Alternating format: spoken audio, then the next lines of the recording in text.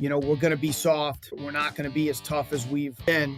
And I finally came in and said, hey, look, we're going to try it a different way. And it's been great.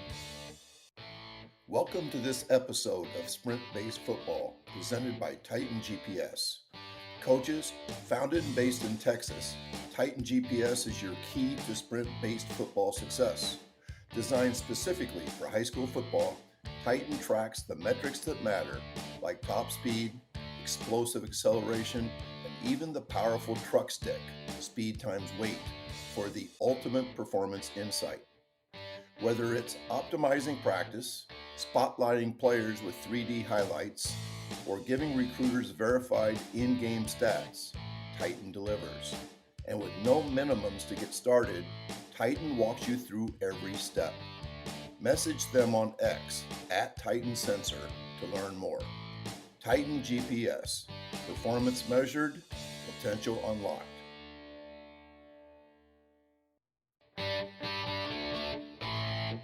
Welcome to the 5th episode of the Sprint-Based Football Podcast.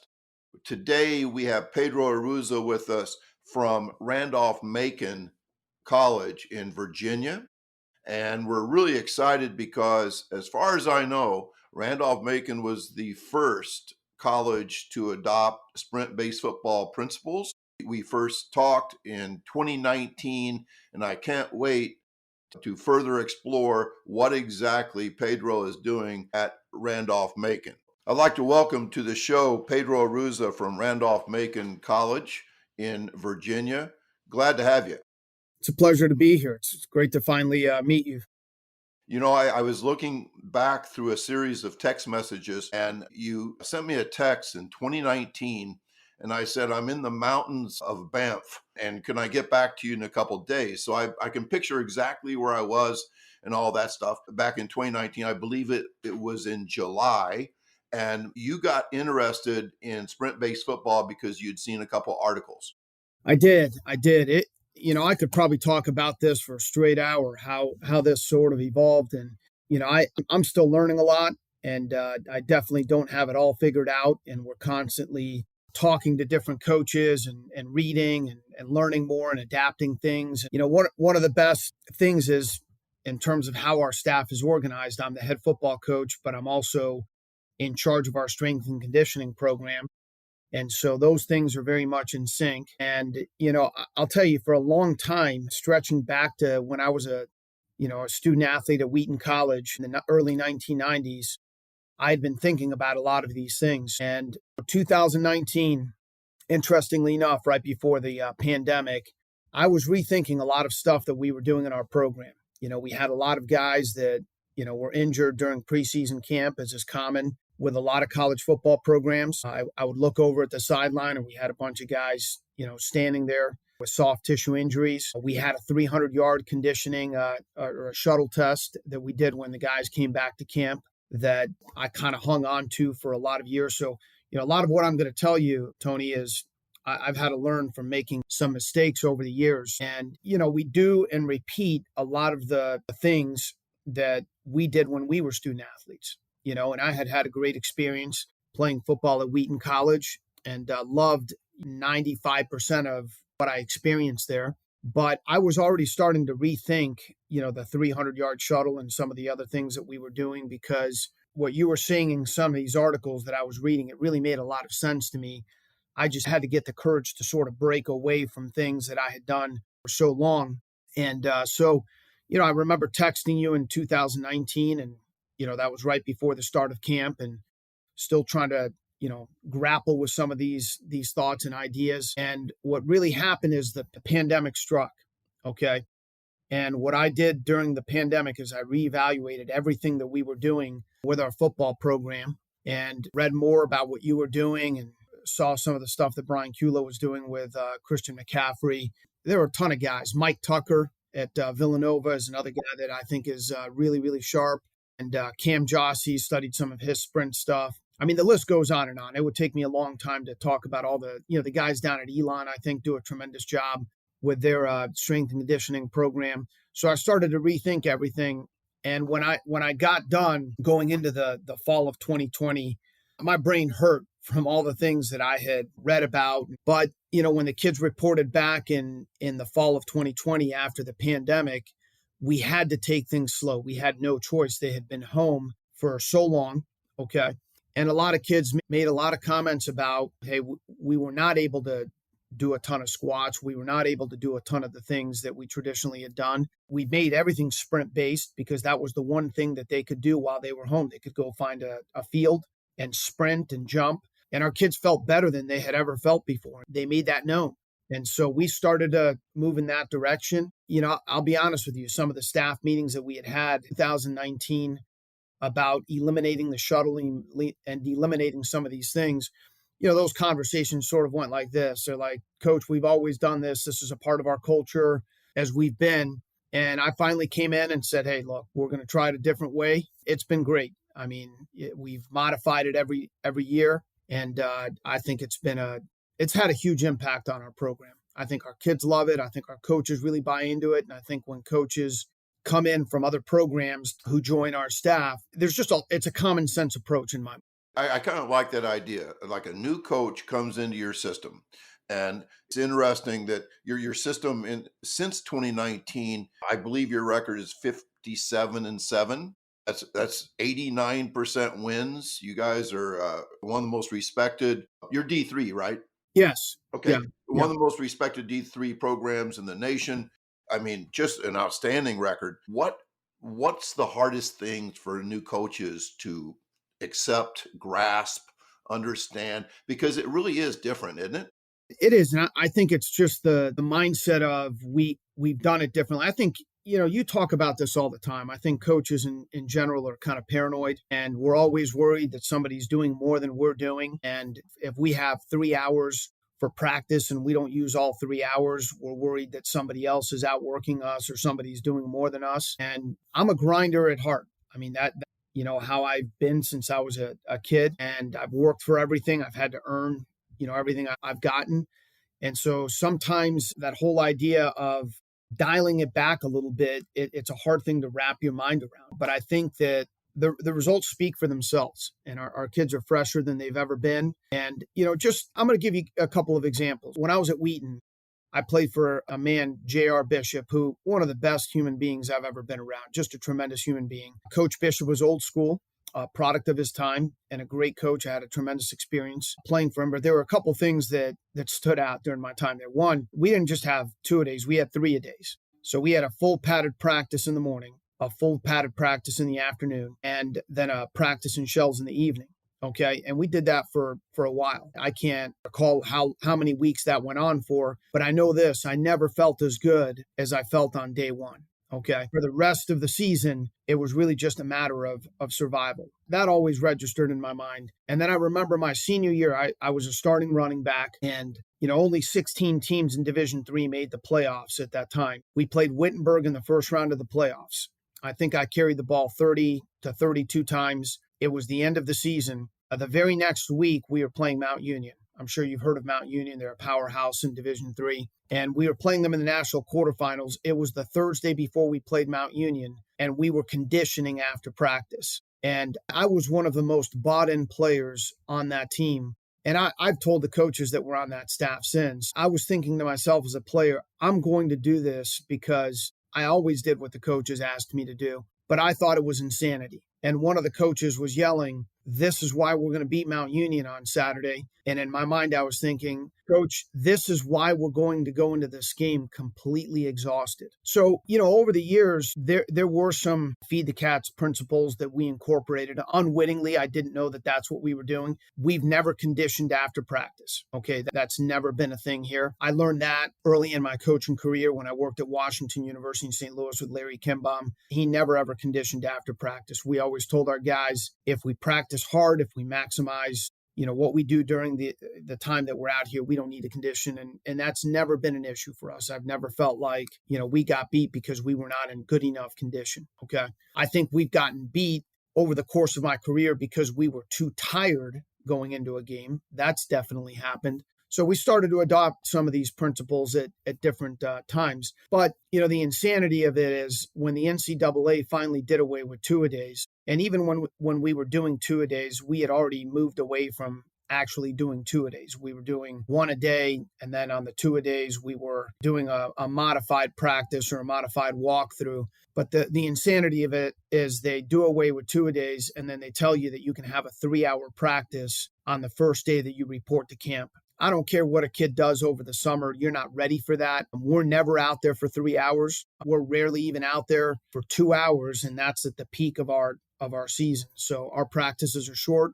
There's a progression to what we do, especially during football camp. We try to identify the times of the year where the kids are going to be the most susceptible to injuries. And one of those is preseason camp. And, what's really interesting is, we think this is a new school idea, but Bill Walsh, who coached the Finers for years and years, he talked about this when he coached. He said that 2 times of the year where the players are the most susceptible to injuries in practice or in the preseason, and then at the end of the year. I think a lot of coaches will scale back practices at the end of the year, but they're not as mindful of that in the preseason. And so the mindset usually going into camp is first week, it's let's freaking go. You know what I mean? The second week, it's, man, we better slow down because we've done too much.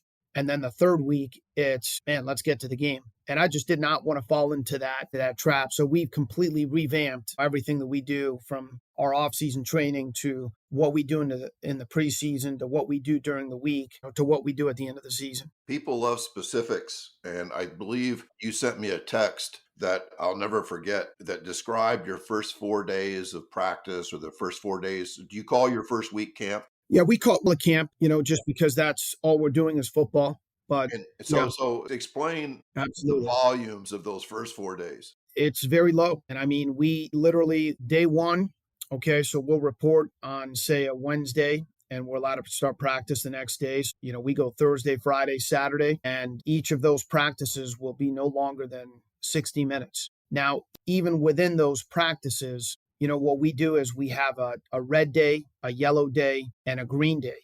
And our kids all know what those are.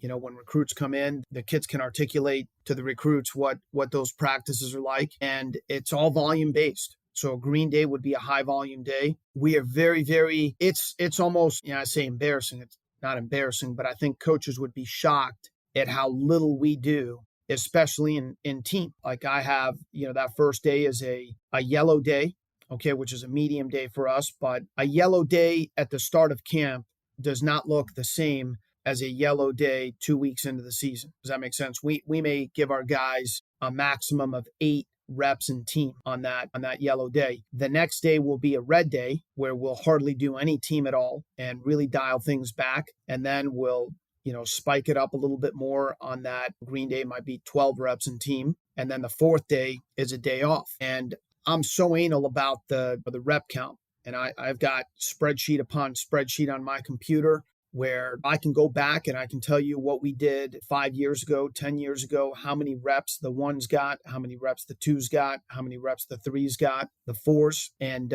what the temperature was at practice, because that's a factor as well. So if it was a really, really hot day, we may have scaled back the number of reps that we did. And what we've seen is that our soft tissue injuries and our health is dramatically improved. And so that's the first 3 days. The fourth day, we still do football, we still meet, we still do a walkthrough, but we do not do anything out on the field. We give them a day to recover, and then we'll get into a pattern during camp where we go basically a yellow day, a red day, a green day, and then an off day. And it's basically a pattern of 3 days on and the fourth day is off. And again, going back to what I said earlier, I think that the paranoia that drives some coaches that, hey, the NCAA is giving you 23 practices, how come we're only using 18 or 19? I just don't worry about that anymore because our kids are healthier and they feel a lot better. And when we go, we go. I mean, I think you make the comment all the time that moderate exercise does not result in improvement. And so when we're going, we're going. We sprint every day at practice. It's a part of our pre-practice. We have a period called Start Fast, and we teach our kids how to sprint in the off season. We teach them again when they come back to camp. And we try not to do anything in our strength and conditioning program that we cannot do year round, because I think it loses its effect if you're only doing it, during a certain time of the year. So we sprint year round. We sprint every day at practice, and we're smart about the volume, but that's one of the things that we do to prepare for practice. You've mentioned health a couple times, and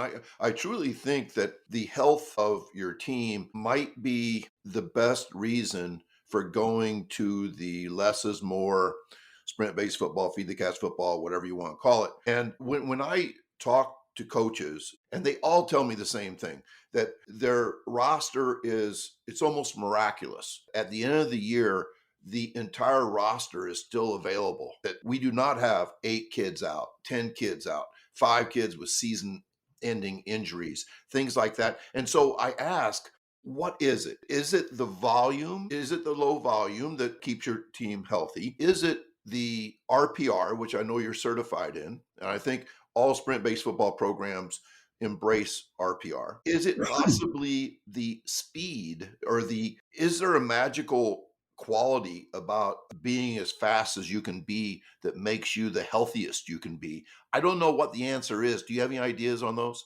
I think it's really all of the above. We started doing RPR during COVID. And it was really funny because the kids were going insane during that time. The campus was shut down. I live about a mile from the campus. So we had all the kids over. They could walk over to the campus. And on Halloween, my wife and I said, hey, dress up in a costume and come by the house in groups of 10 or whatever. And some of them dressed up with the RPR stuff. Like here's the trigger point for the diaphragm. So the kids make fun of it. What we do, our routine, we come out to practice. We do a walkthrough and then immediately go into our RPR lines. Okay. And we do RPR for 5 minutes. And the way I spend probably 30 to 45 minutes doing a presentation with our guys, explaining it to it. I bring up freshmen.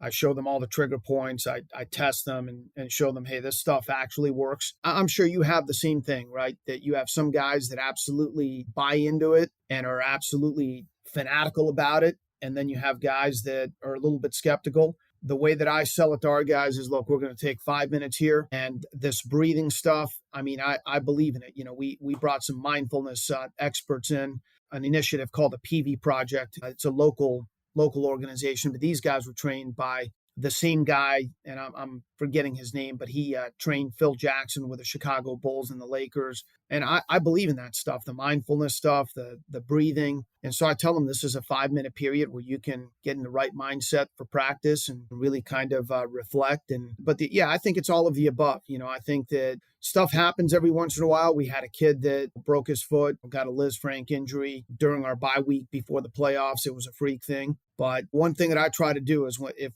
we're getting kids hurt or things happen, you know how it is sometimes, Coach. You get a bunch of guys hurt and you blame it on the kids. They're not tough enough. They didn't work hard enough. They didn't do the right things. Every time we have a kid get hurt or we have a season-ending injury, I'm very self-critical, and I look at our program and I talk to our trainer. We have an outstanding trainer, and he and I collaborate quite a bit. And we have another guy who's a physical therapist. So we talk about what are the best things to do for their hamstrings. And to your point, what I've discovered after doing extensive research about hamstring injuries is the best way to bulletproof the hamstrings is by sprinting.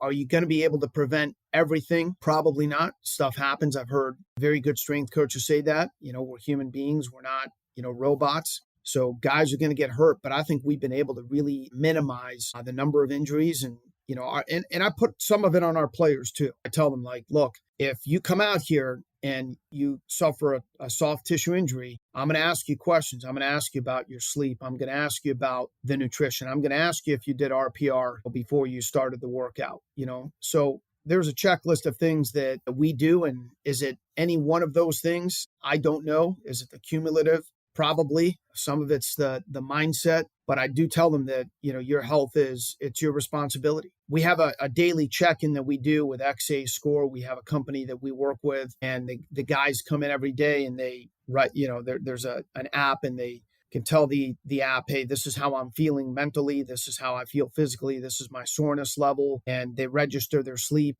And we look at that every single day as a coaching staff because we don't have the GPS technology that a lot of other people have. And, even talking to some strength coaches, they say that they get a lot more from those reports than they do from the GPS technology. Now, one of the things that I think has made the sprint-based football thing such a competitive advantage in high school is that when you start restricting volume, when you say we're going to do less, I think practices become more fun. I think kids see it as you almost have to gamify practice. If you only practice for an hour or 90 minutes, you can't be doing like just miserable filler type stuff. You have to get right to it, which is really the gamification of practice. So one of the things that happens is that high schools start attracting good athletes to their football program, something that doesn't happen everywhere. For sure, basketball players at most schools don't want to play football anymore, but yet these teams that feed the cats will attract good athletes that might not play at other schools. So it's interesting talking to a college coach. Is it of any advantage recruiting wise, the type of system you run? Yeah, I don't know if it's necessarily a recruiting advantage. I do think that we spend a lot of time talking to the guys that we recruit about the fact that we're going to develop you when you come here.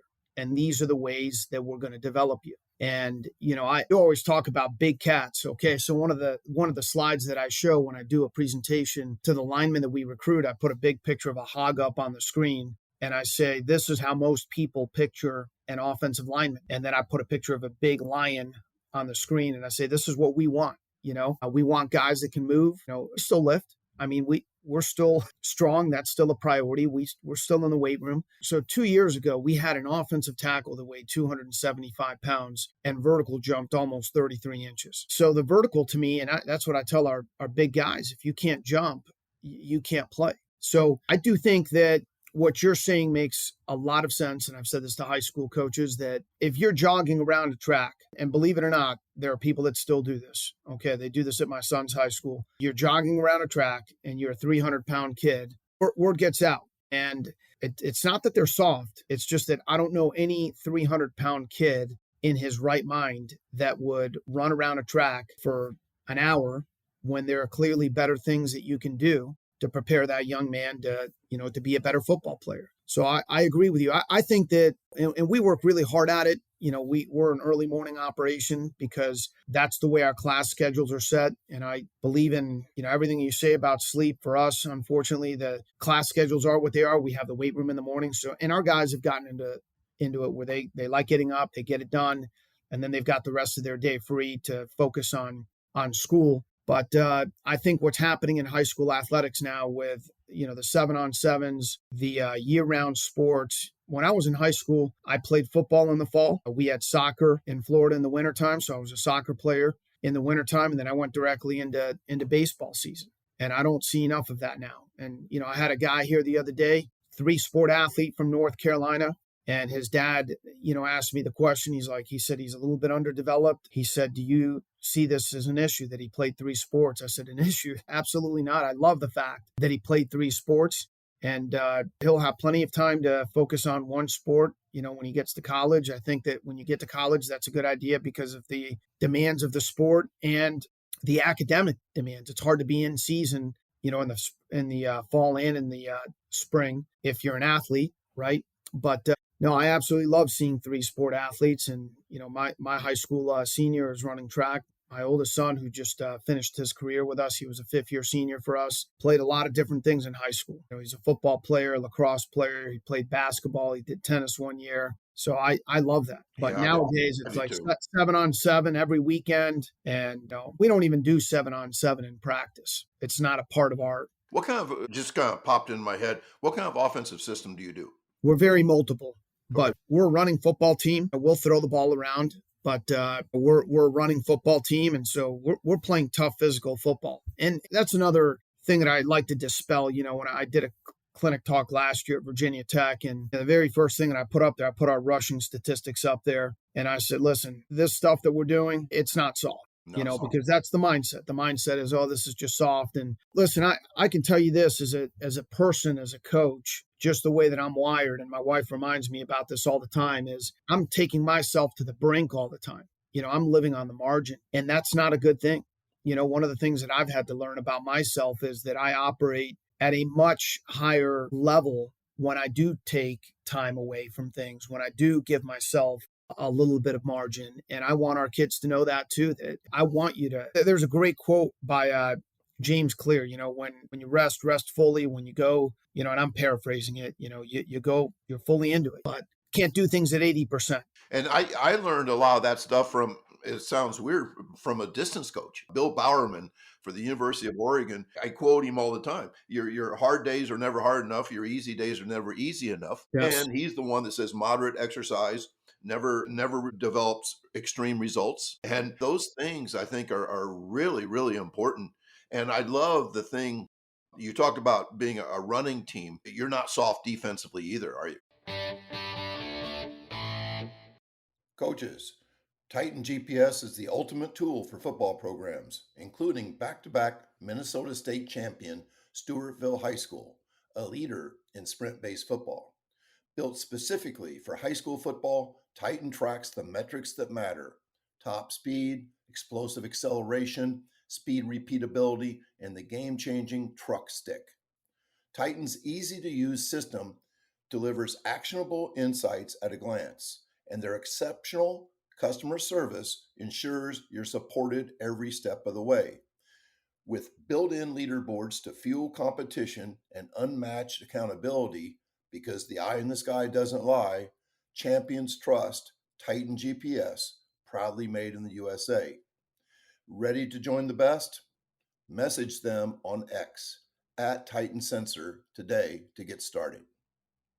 No, not at all. I mean, our whole thing is we're going to run the football, stop the run, play great defense, be great on special teams. And, you mentioned that we're Division III. We're not, North Central right now. I'm sure you're familiar with North Central being in the Chicagoland area. They're a tremendous football program. They've been to the national championship 5 years in a row. But in terms of win percentage nationally since 2019, it's North Central, then Mount Union, then Randolph-Macon. So we've had a lot of success. And we're not a football school before the last several years, if that makes any sense. We did have a good tradition here, but this is the most successful that the program has ever been. No, we're still a tough get after you type of operation, but I want the kids to have a great experience, and we recruit kids that love football. I don't know. Have you ever read the book Good to Great? No. Fantastic book by Jim Collins. And one of the things that I highly recommend it, I know you're a big reader, but I read that book several years ago. I read it with our coaches. I've read it with our football team. And one of the things that there's a section in there, God took over a cross-country team, okay? And the culture was terrible, and they weren't winning, and the kids were saying it's just not fun. He completely transformed that culture. And when he talked about how he transformed the culture, he said before he took over, it was, hey, let's make it fun by having trips. Let's organize trips to the mall. Let's organize, events. Let's do this. Let's do that. And he said, no, we're going to build this program on the premise that running is fun, that competing is fun, that, being a cross-country runner is fun. And that's really the approach that we take here. I'm going to recruit kids, and we're going to recruit kids that love football, that love to train, that enjoy it. And we're not going to grind them into the ground. We're going to work really, really hard, but we're going to treat them the right way and push them hard. But you can push kids hard without, belittling them or, berating them. And it's a tough program, but it's not a grind, as some people like to say. Yeah, I think one of the things I've always used, like in presentations, I want my guys to be happy and healthy. And I think too many times people see that as like really like woke, soft stuff. And really what happy to me means is mentally healthy. And what healthy physically means to me is that you are as fast as you can be. That is my barometer speed. I love the vertical jump. You're jumping as high as you can jump, as far as you can jump, that you are an apex predator physically, but you are mentally healthy. And I love when we're talking about fun, it's not like birthday party fun. I use the term, I put a tweet out a month ago, and I'm proud of my definition of the clarification of fun. I said, we're really looking for cutthroat fun, like competitive fun, the type of fun that strong, physical, healthy football players can engage in. And it's different than the long, dull work, which is the definition of the grind, long, dull work, that when you get rid of that, I think you can have that cutthroat fun. Yeah, absolutely. And, I'll tell you one other thing that I do. I am in constant communication with our players. I meet with our players. I have a leadership council that I meet with every Sunday night, and I trust our kids. So, I don't know how it is in other programs. I've been here now for this is going to be my 22nd season, but I trust our kids, and I want to know how they're feeling. I ask for feedback on workouts all the time. Do you guys like what we're doing? Do you think that what we're doing is helping you to get better?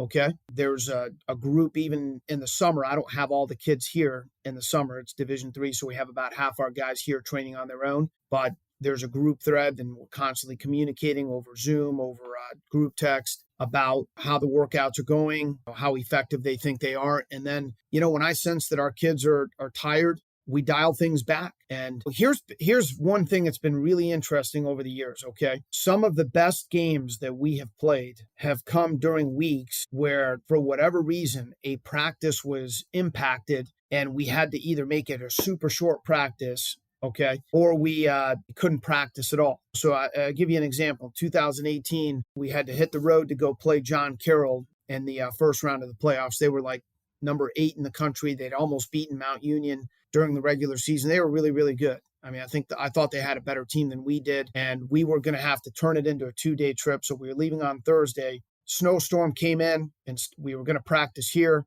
and then drive up to Maryland, stay in Maryland, and then make the drive the next day. Well, the snowstorm was so bad, we had to leave here before we could practice. Then we were going to do a walkthrough up in Maryland. We couldn't do that. We got into the hotel late, got up the next, so we didn't practice at all that day, didn't meet at all that day. Well, we met that day, but we didn't do our walkthrough, didn't do a practice, and got up the next morning, went to the Pro Football Hall of Fame because I told our kids we were going to do that. We went out, had a really short walkthrough because it was freezing cold outside. So we were out there for maybe 35, 40 minutes. And then we played one of the best games that we'd played the entire year, the next day. And I have countless stories like that. Last year, when we made it to the Final Four in 23, second round of the playoffs, it was a torrential downpour on a Tuesday. And I knew that we were a little bit tired at that point in the year. And we were, into game number 12. And the coaches were like, we can just go outside and do team. And as the day kind of wore on, I'm like, we're not going to get anything done in this. So I told the coaches, we're not going outside. We're going to go in. We're going to walk through stuff for 45 minutes. Went out and beat a really good Ithaca team 46-0. So, I think the proof's in the pudding. And I think that it's been eye-opening for me that the times where we've backed off the most have sometimes been the times where we've played the best. And it's a constant battle. You know that. Like you're at war with yourself sometimes. Are we doing enough? It's a battle. I'm not going to tell you that it's always clear cut, but whenever I'm sitting there saying now, do I do this or do I not do this? And I'm going back and forth, I now tend to lean more in let's not do it, because if I'm thinking about that, then that probably means we shouldn't do more. I get in trouble with coaches, as you can imagine, making statements that are kind of hyperbolic, but I believe it, that practice is overrated, that practice is important. I'm not saying that it's not important. And I'm like you, I have the disease of more. We all do. We wouldn't be coaches if we weren't the guys that came early and stayed late, that listened to every word like it was the gospel when our coaches talked to us, that tried to win every sprint and needless gassers at the end of practice. That's who we were. And I think that's who most coaches were. But when I hear stories of people who, just what you said, they miss a practice and performance seemed to improve, it gives some credence to the idea that I say all the time, that let the games be hard, that Yes. we don't have to artificially do hard things during the practice week, especially those hard things that have nothing to do with football. That drives me crazy. The hard things that have nothing to do with football, but supposedly makes us tougher and a better team, will do nothing but detract from the thing that matters, which is performance and execution and physicality. What you just said is interesting, because who I was early on in my career, it was practice is going to be harder than games. Is it? It's never harder than a game. And I thought about that. I had to finally have a talk with myself. And I thought, listen, you played running back in college. I said, did I ever feel the way I felt on a Sunday morning after carrying the ball for 30 times? And the answer is no, you don't feel that way after a practice. it's just another absurd statement that, that coaches make. We do try to make a game like practice, and we don't tackle very much. In fact, I'll be completely candid. We did not tackle live one time in practice last year. Wow. Not one time. And we try to create situations where we tackle in certain situations with, bags or modified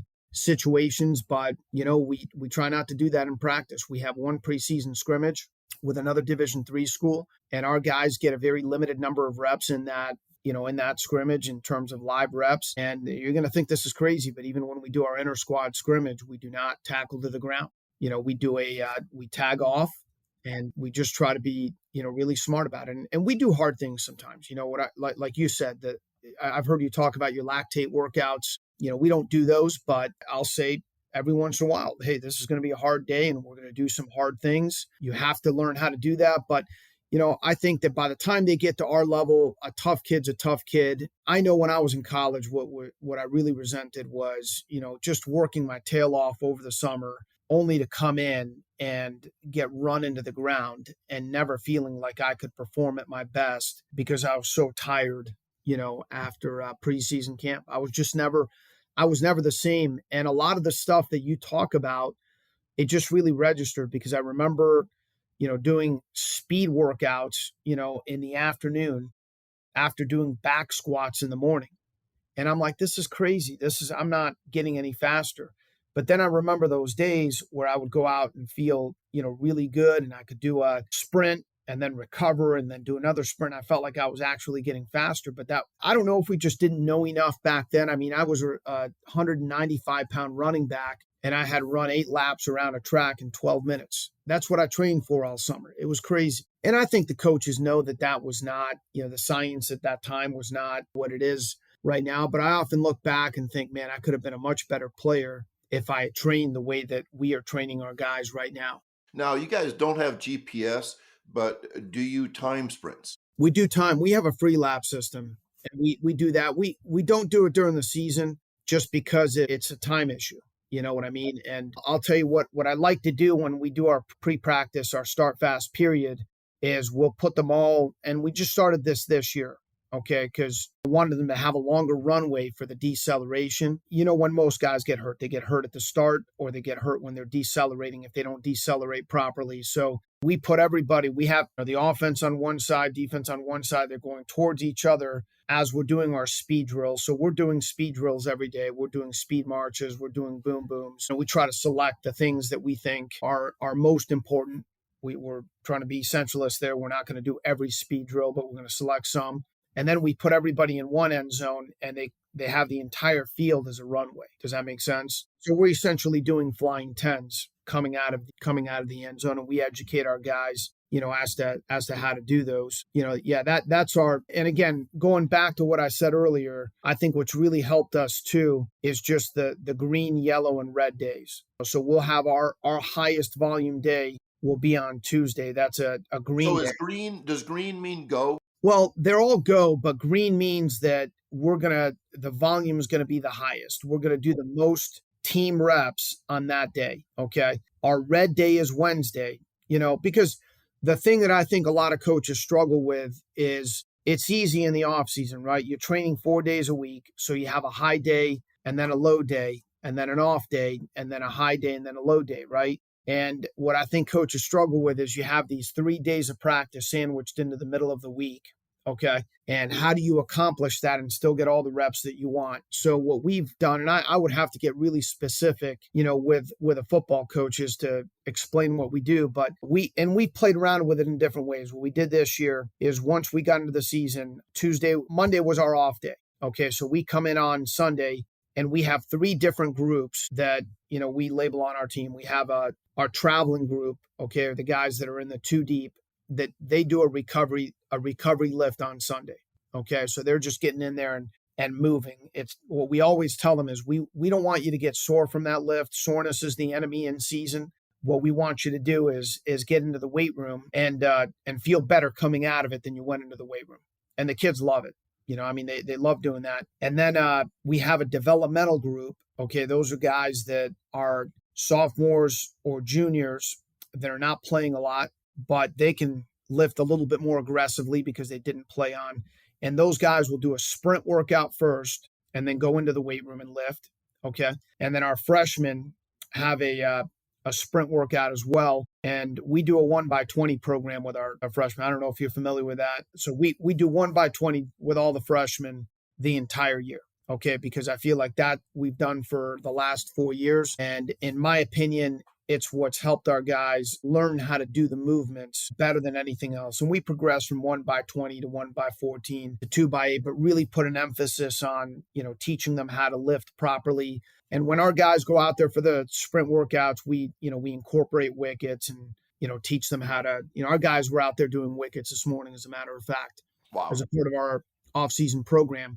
Anyhow, so then on Mondays, that's their day off. Okay. So we don't, the only thing that we do with them on Mondays is we have academic meetings. Every coach on our staff has a group of guys that they meet with to go over their academics and make sure that they're taking advantage of the resources on campus. And then Tuesday, we will lift in the morning. Okay. It's a 30-minute lift. Okay. Nothing crazy.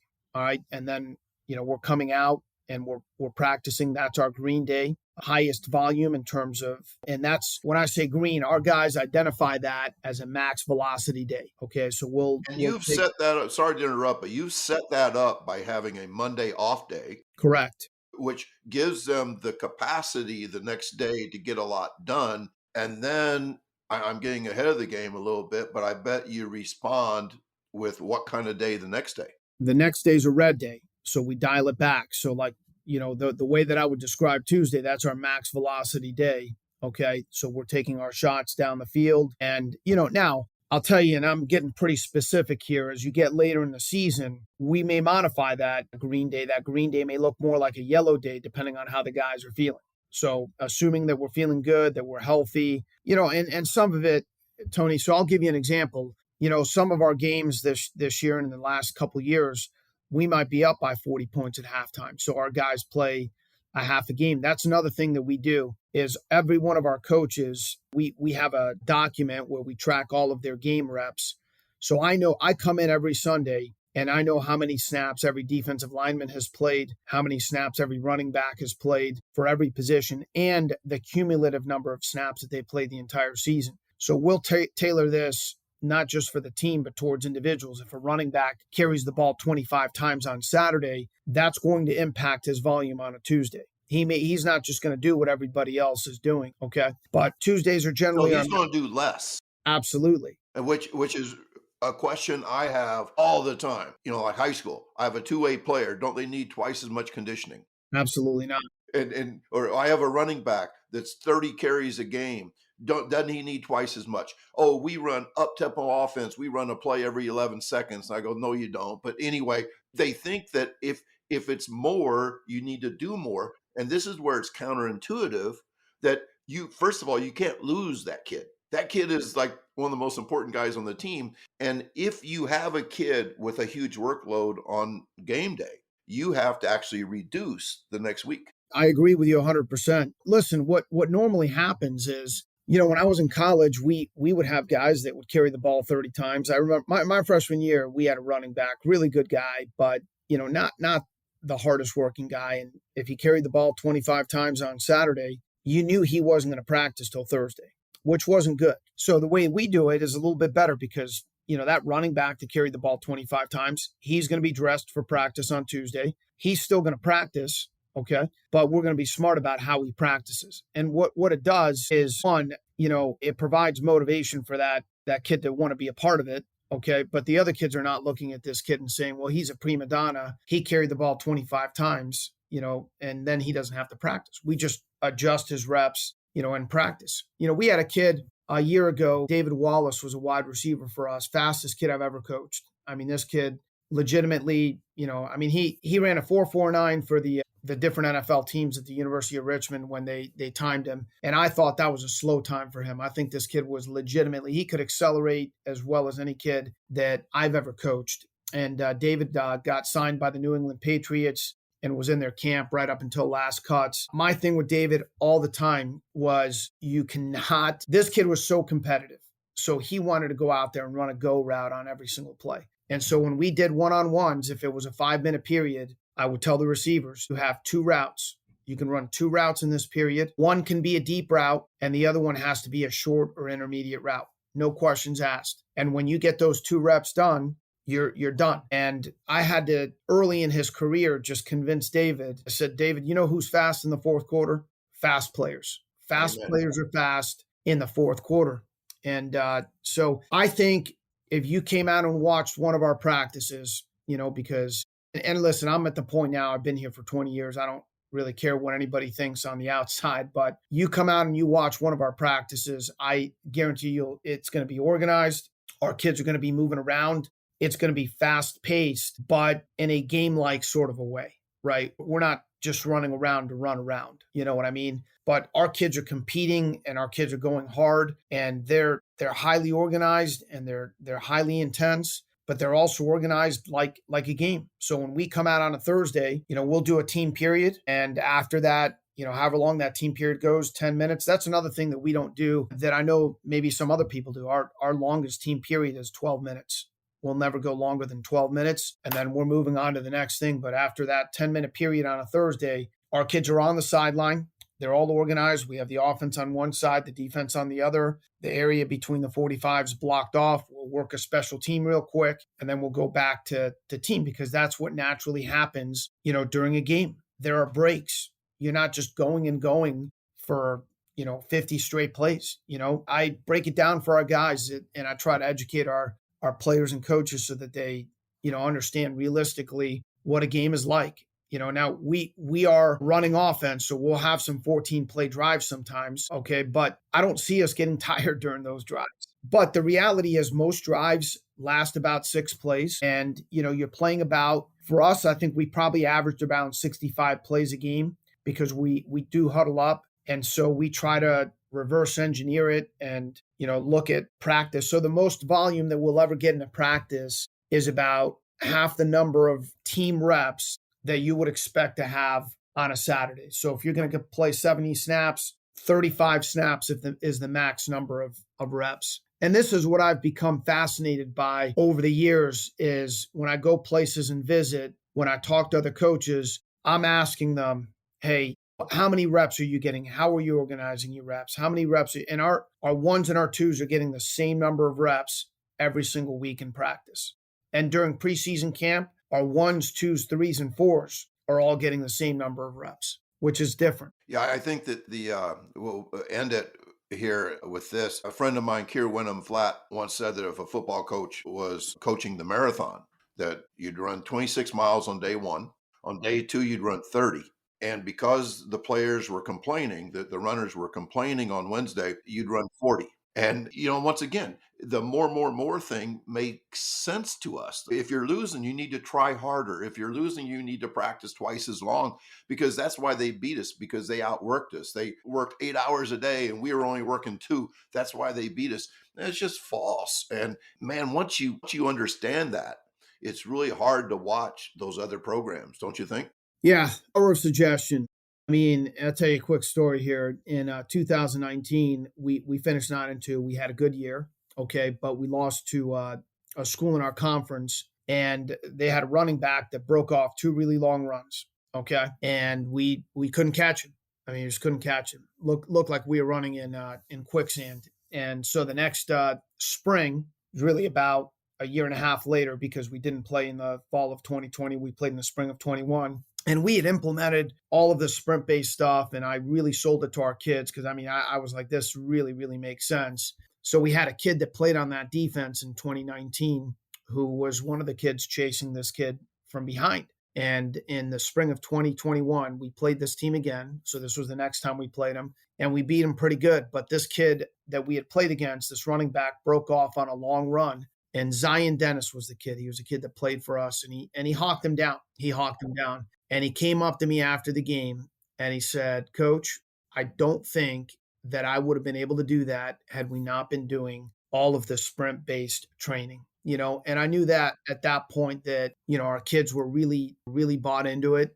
And, our kids do. They make fun of it all the time. They're like, speed kills, because I say that all the time, and I quote a lot of your quotes, and I listen to a lot of the talks that you guys do with the TFC, and I love that stuff. I've learned a ton, and like I said, I don't have anything figured out. I think that we're modifying it every year. There are things that I did last year that I didn't do it, and we didn't do it exactly this year the way that we did it the year before. I talked to the guys at Grand Valley State. That's a Division II program. That's a tremendous program, and they do some sprint based stuff as well. I don't know if they call it sprint based, but that's what they're doing. They do the sprinting before practice and all that. But yeah, no, I appreciate what you're doing and what a lot of you guys are doing, because it's made a big difference. It's made a big difference, and I think that our kids have really, really bought into it, and I know that it's helped me tremendously. And look, I've even made modifications in our coaches' schedules, because I think that I remember my first year of coaching college football. I was in the office on Sunday night till 1 a.m, Monday night till 1 a.m, and a lot of times it wasn't productive. And I tell our guys all the time, I don't want you in here guarding your desk.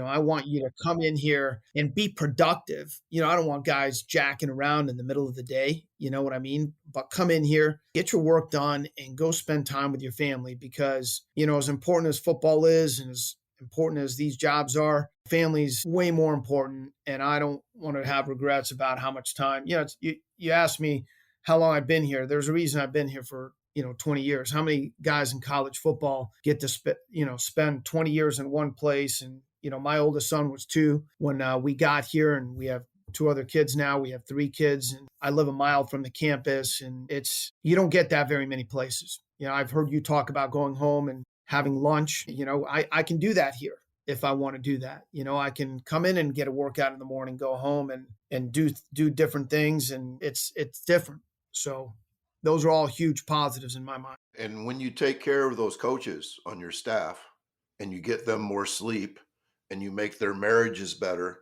and their families better, they become better coaches too. Without a doubt.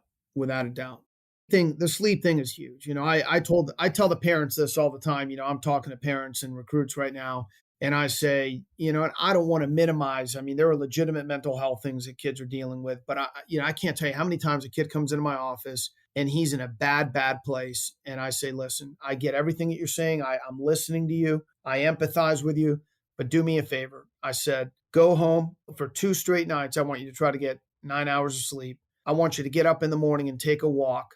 And I want you to write down some things that you're thankful for. Come back and see me in 2 days. And it's almost unbelievable. Coach, I feel great. I know, because you were sleep deprived and because you're locked in your room playing video games. And get outside, get some sunshine, get some sleep, and you'll feel better. It's not going to solve every problem, but it's going to solve a lot of. Coach, I can't wait. I'm going to make a trip out to Virginia one of these days. And Sounds good. I want full access. I want to be in the locker room. I want to be on the sideline. I want to just follow you around and all that kind of stuff. That'd be awesome. That would really be awesome. That would be a lot of fun. Then I'll write an article about it and all that kind of stuff. Yeah. You're a hero figure to me. I love it. I love it. Yeah. Thank you so much. We got to keep recruiting good players, because at the end of the day, that's what it comes down to. That all the stuff is great, but you got to recruit good players. So good players make good coaches. If there's anybody listening to this podcast, which there'll probably be thousands, millions, I don't know, but there's probably some good players that are going to hear this podcast and they're going to look up where in the hell this Randolph-Macon is, and where exactly is it? So we're 20 minutes north of Richmond. Okay. It's a great location, great little town, 90 miles south of Washington, D.C., about an hour and a half from Virginia Beach, another hour and a half from the mountains. So we're pretty much centrally located in Virginia. Fantastic place. I love it. Thank you so much, Coach, for your hour. We were trying to keep it down to 45 minutes, but I thought this might happen. Thank you so much, and we will talk again soon. Yeah, I appreciate you, Coach. I've learned a ton from you, so thanks a lot. Appreciate it. Thank you. Thank you again for listening to the Sprint-Based Football Series on the Coach and Coordinator podcast. be sure to check out our presenting sponsor, Titan GPS. It's used by sprint-based football coaches to get better data and understand the player load and how they can adjust that over the course of the season. It'll help you find out a lot about your team. It's used by Garrett Muller, who's a two-time state champion at Stewartville High School in Minnesota. He uses it for all kinds of things, like seeing how his team's speed is progressing over the course of the season. I could say that in 2024, they actually got faster over the course of the season following their sprint-based football recipe. Titan Sensors also has the popular truck stick metric designed specifically for football and inspired by sprint-based football. Follow all we're doing at coachandcoordinator.com. You can get our show notes there. We have articles on these episodes as well. And follow us on X at Coach K. Grabowski.